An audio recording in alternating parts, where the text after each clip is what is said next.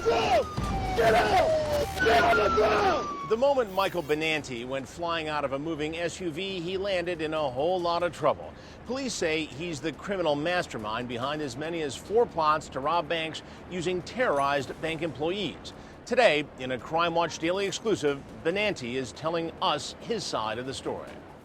After nearly a decade helping reform inmates through his company, Prisoner Assistant, cops say Michael Benanti, the one-time convicted felon, strayed back to the dark side, kidnapping bank employees, then terrorizing them into robbing their own banks by threatening to kill their loved ones. It was a laundry list of violent crimes.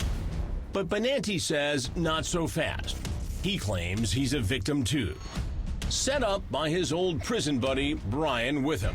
He insisted that he was never there, that he had no role in these kidnappings whatsoever. Benanti's defense? I'm the CEO of the company. Why would a successful business mogul need to rob a bank? 8 years I've been building it. But police say Prisoner Assistant wasn't exactly successful. In fact, now they're calling it a scam. Cops claim Benanti was stealing money out of inmates' accounts to pay for his life of luxury. The amount that he embezzled is still really a floating figure. I've heard $150,000, but I've heard more than that. When Benanti couldn't afford to return the money to the inmates' accounts, cops say he resorted to his old line of work, robbing banks. And he recruited his old pal from the pen, Brian Witham. He knew he was stealing money from really bad guys, worse than him. And he wanted, to keep them from finding that out. Cops head to Prison Assistant's headquarters to get answers from Benanti's girlfriend, Natasha Bagoyev. Remember, Natasha's the chief financial officer of his company. But when they show up, they're shocked to learn Natasha's dead. Shot in the head. Benanti claims he found a suicide note. He said that she had killed herself. And for whatever reason, no autopsy was done, very little investigation, and he made sure that her body was cremated. Crime reporter Jamie Satterfield says Natasha's mysterious death has all the makings of a murder. But local police ruled Natasha's death a suicide. Benanti took these pictures of him spreading her ashes in the Bahamas just 1 week before he was arrested. I believe that Benanti either had her killed or killed her himself.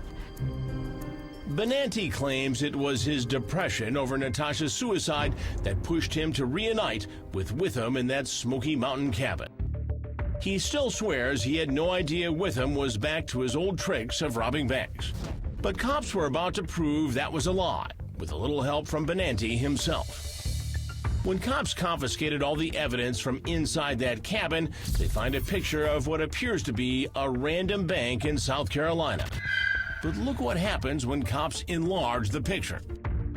His face is captured in the rearview mirror in the picture. This is the gotcha moment. Benanti's evil plan was starting to unravel, so he offered to talk to prosecutors if he was granted full immunity.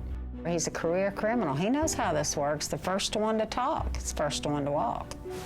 But prosecutors aren't biting. Instead, they want to see if the two prison pals will actually rat each other out. So cops put Benanti and Witham in adjacent holding cells and wait.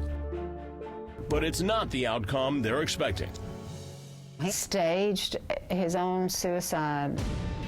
Benanti whispers to Witham to blame everything on him, then grabs a prison-issued razor, snaps out the blade, and slits his wrists and throat.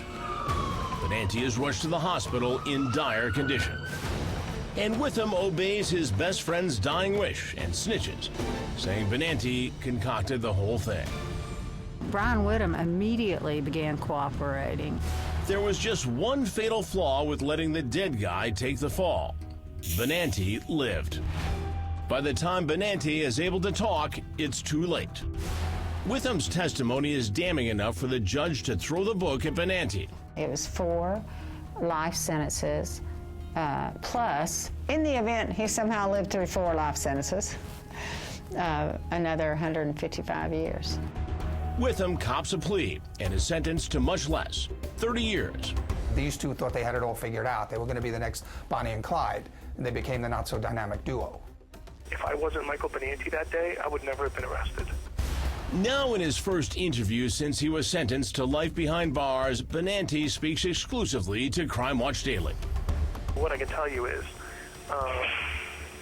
there is no link to me to anything. There's no DNA. I mean, it's like that's on the scene that proves that I was in the house. There's no fingerprints. There's no witnesses. There's no nothing. I'll tell you flat out that I did not participate in those Tennessee robberies. Benanti still maintains Witham was the sole mastermind, but oddly, he doesn't blame Witham for ratting him out. I told Brian, I said, you know what, I'm going to just end it, and I just ripped my neck open, and I ripped my arm open. I didn't expect I'd live, so surely he didn't expect I'd live. But what about that damning selfie? Benanti claims it's not him. It's a picture of a bank and a McDonald's, a corner of a bank that never got robbed. It has nothing, to say that I robbed the Tennessee banks, and that's proof of it, is incorrect. But in the next breath, Benanti admits that is him. That was taken in November when I had went back to Brian's cabin. That's when those pictures were taken. Benanti tells us he plans to appeal his sentence and then leaves us with this. I know it also sounds terrible, but in a way I feel victimized. And I'm not belittling or dismissing what the victims went through. I have zero sympathy. I'm glad that the court showed them no mercy whatsoever. For now, the man who claims he devoted his life to helping inmates remains behind bars. As it turns out, the one person he couldn't help was himself. What do you say to these two today? I want them to live every day the way that I have to. I want them to look over their shoulder, and I want them to be scared that that day is going to be their last day. I want them to have everything that they love held right in front of them, so close to being taken away.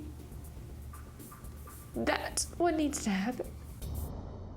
While Benanti and Witham were certainly prolific at terrorizing people, the 4 extortions they carried out only managed to net them about $150,000.